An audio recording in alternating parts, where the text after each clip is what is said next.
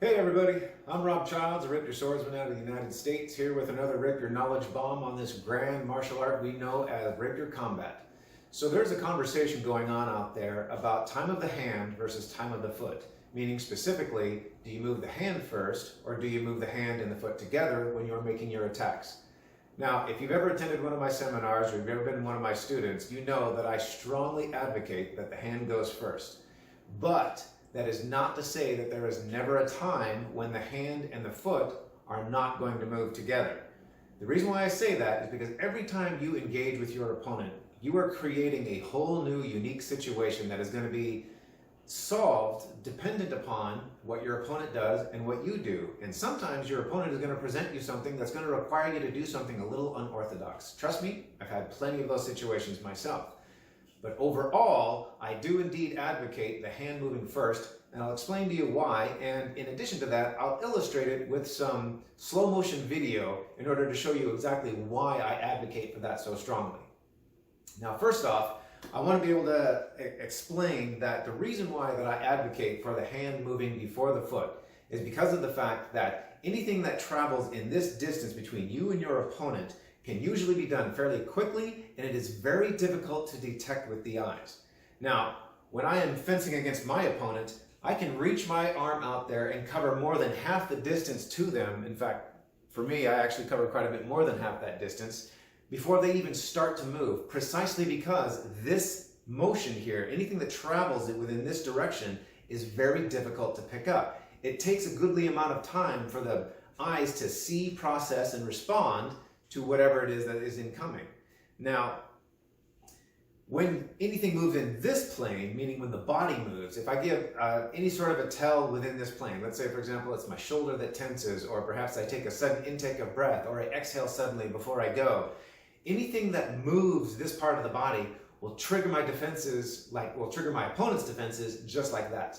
Now, that is obviously bad for me, because if I'm here with my sword and I start my opponent's defenses and they turn on now, as opposed to reaching all the way out here, covering some of the distance, and then their defenses turn on, well, obviously there's going to be an advantage of time there, because now they have much less time to defend themselves. And I'm telling you, if you fence in such a fashion that you have that classic no-tell lunge, meaning you lead with that hand, you get as far as you possibly can before the body actually engages, then you could be the slowest fencer on the face of the earth, and you are still going to cover more than half the distance to your opponent before they even start to move. Now, as I said, that does not mean every single situation requires that the hand moves first. And as we're about to see, I'm going to show you some video at slow motion that illustrates exactly why that is. Now, first, what I'm going to do is I'm going to show you in slow motion a classic no-tell lunge, and watch carefully as to exactly how far my sword travels before my opponent even starts to move.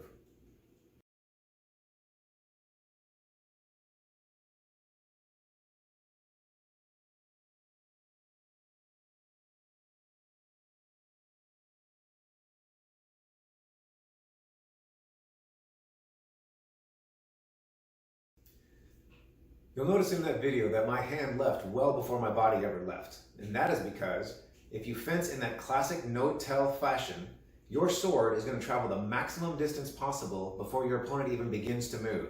If I was to give a tell, meaning this was to move in some fashion before my sword had gotten to its full extension, then what's going to happen is my opponent's defenses will turn on instantaneously, and now I've got a lot more distance to cover, which means it gives him a lot more time to defend himself against that attack. In that slow motion video, you saw that the tip of my sword was practically on top of the target, his dagger hand, before his dagger even started to move. And that is due entirely to that classic no-tell lunge. Now, ideally speaking, this is how most of your attacks are going to be executed. But that is not to say that every single instance is exactly the same. Sometimes I have found it necessary to move the hand and the body at the same time. As you're about to see in this next video, I clearly move my sword and the foot, i.e. the body, at the same time.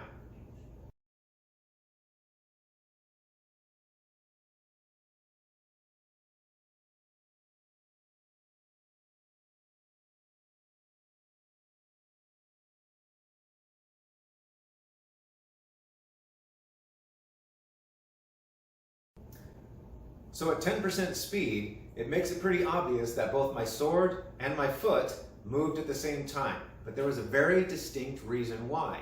If you were watching, you'll notice that my dagger needed to lock out his sword. I wanted to take that shot at his head, but in order for me to be able to reach out there and strike that target and still have control of his sword, I had to get my dagger in the way first. If I had launched in a traditional classic no-tell lunge attack, my sword would have gotten out there, but my dagger wouldn't have had the reach in order to lock out his sword. Therefore, I leave open the opportunity that he could potentially have struck me as I struck him. In order to lock that sword out and do that attack safely, I had to get my dagger out there close enough to his sword that I lock out that line. And in order to do that, and still be able to strike in a timely fashion, both my sword and my dagger had to be there at the same time. And the only way that's going to happen is if the body got there too.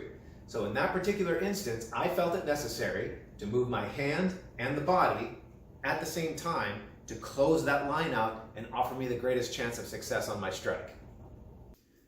As you can see from those two examples, even though I advocate strongly for the classic no-tell lunge attack, meaning that the hand goes before the foot, as you can see, there are still some instances where that rule must be broken in order to succeed in striking my opponent. The same is going to hold true for you. Now, while I do indeed say that, typically speaking, the hand should lead before the foot, and most of your attacks should end up in that fashion and should be executed as such, not every single situation is the same. Sometimes it's going to require you to move the hand and the foot at the same time. Sometimes your hand is going to move farther than other times before that foot gets engaged. But the point of the whole thing is that you as a fencer, as the martial artist, have to actually think about what it is that you're doing. Sometimes you're going to come up with those creative solutions and you have to apply them to your opponent. Now, if you have any questions about any of this, by all means, please feel free to reach out to me on the YouTube channel. You can leave comments and questions there in the comments section, or you can reach out to me on Facebook, Rob Childs. I'm not hard to find. I'm more than happy to help out where I can. In the interim, I hope you guys are staying safe, keeping your training up, and fighting hard.